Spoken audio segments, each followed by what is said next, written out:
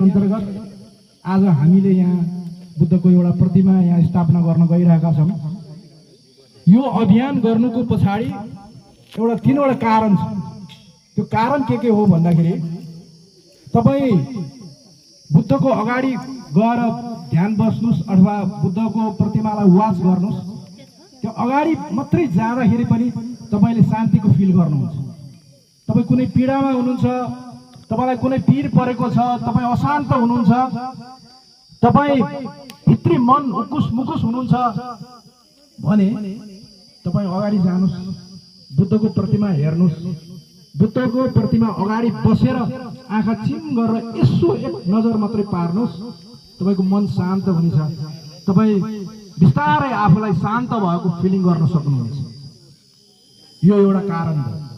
यो शान्ति फैलाउनु, हाम्रो भित्र रहेको अशान्त मनलाई, हामी भित्र रहेको अशान्तिपनलाई शान्ति फैलाउनु एउटा कारण हो भनेदेखि अर्को एउटा कारण भनेको धार्मिक सद्भावना हामीले देशभर फैलाउनु।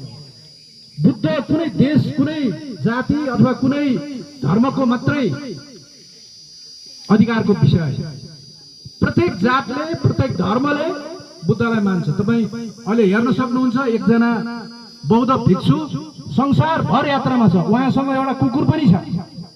उहाँलाई अमेरिकाको फ्लोरिडाबाट उहाँ हिँड्दै हिँड्दै कहाँ पुग्नु हो, सँगै कुकुर पनि जानुभयो। त्यसपछि त्यो कुकुर सँगै अनि तपाई त्यहाँ बुद्धको त्यो जुन भिक्षुलाई चाहिँ स्वागत गर्न बसेका मान्छेहरू कोही क्रिस्चियन छन्, कोही मुस्लिम छन्, कोही हिन्दू छन्, कोही बुद्धिस्टै छन्, अथवा यो बाहेकका मान्छेहरू पनि उहाँहरूलाई स्वागत गर्न आएको परिस्थिति छ।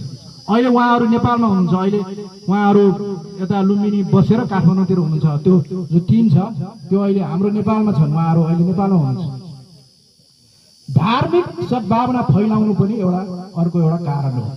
यो कसैको होइन, बुद्ध कसैको होइन, सबै मानव जातिको।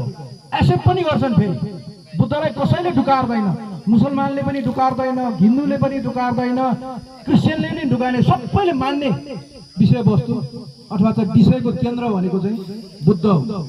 त्यसो भएको एउटा कारण पनि यो प्रतिमालाई हामीले देशभर फैलाउनुको एउटा कारण यो हो। अर्को एउटा कारण भनेको के हो भन्दाखेरि बुद्ध नेपालमा जन्मेको। हामी त गर्व गर्नुपर्छ कि बुद्ध हाम्रो देशमा जन्मेको होइन, यो कुनै अर्को देशमा जन्मेको होइन, नेपालमा जन्मेको बुद्ध। नेपालबाट बुद्धिज्म चाहिँ प्रादुर्भाव भएको भनेपछि हामीले त बुद्धलाई त प्रत्येक नेपालीले श्रद्धाका साथ, एउटा भावनाका साथ बुद्धलाई पूजा गर्नु अथवा चाहिँ बुद्धको सिद्धान्तलाई मान्नु हामी सबै नेपालीको कर्तव्य हो। किनभनेदेखि बुद्ध नेपालमा जन्मेको। सारा संसार तपाईँ डुल्न जानु, सारा संसार तपाईँ हिँड्नु भयो भनेदेखि म नेपालबाट आएको, म लुम्बिनीबाट आएको भनौँ भने यति मान्छन् बुद्ध राष्ट्रहरू जहाँ छ यति मान्छन्। ओहो, तपाईँ त भगवान जन्मेको ठाउँबाट तपाईँ आउनु भएको भनेर यति मान्छ। अनि हामीले चाहिँ बुद्धिज्मलाई किन नपान्ने अथवा चाहिँ बुद्धलाई किन नअँगाल्ने भन्ने विषयवस्तु हुनसक्छ। यो नेपालमा जन्मेको बुद्धलाई हामीले नेपालभरि संसारभरि फैलाउनु त छँदैछ, तर कमसेकम पनि नेपालको ठाउँ कुनामा चाहिँ बुद्धको प्रतिमा पुर्याउनु पर्छ भन्ने अभिप्रायका साथ हामी आज लागेका छौँ। यो अभियानलाई, यो अभिप्रायलाई तपाईहरुले साथ दिनुभएको छ। यहाँ हाम्रो मनोज सरले साथ दिनुभएको छ हाम्रो यो अभियानलाई। उहाँले ल आउनुहोस् न, हाम्रो यहाँ ठाउँमा पनि हामीले चाहिँ बौद्ध अम्बेडकर पार्क भनेर बनाउन लागेको छौँ। त्यहाँ एउटा चाहिँ हाम्रो बुद्धको प्रतिमा चाहिँ ल्याउनुहोस् भनेपछि हामीले चाहिँ उहाँको निवेदनलाई, उहाँले गरेको चाहिँ सत्कारलाई हामीले स्वीकार गर्दै यहाँ पनि हामीले चाहिँ स्थापना गर्न पाएकोमा हामी हर्षित छौँ, हामी खुसी छौँ। यो अभियानलाई हामी देशभर लानेछौँ। देशका कुनामा बुद्धको प्रतिमालाई हामीले चाहिँ पुर्याउने अभियान चाहिँ हामी जारी राख्नेछौँ।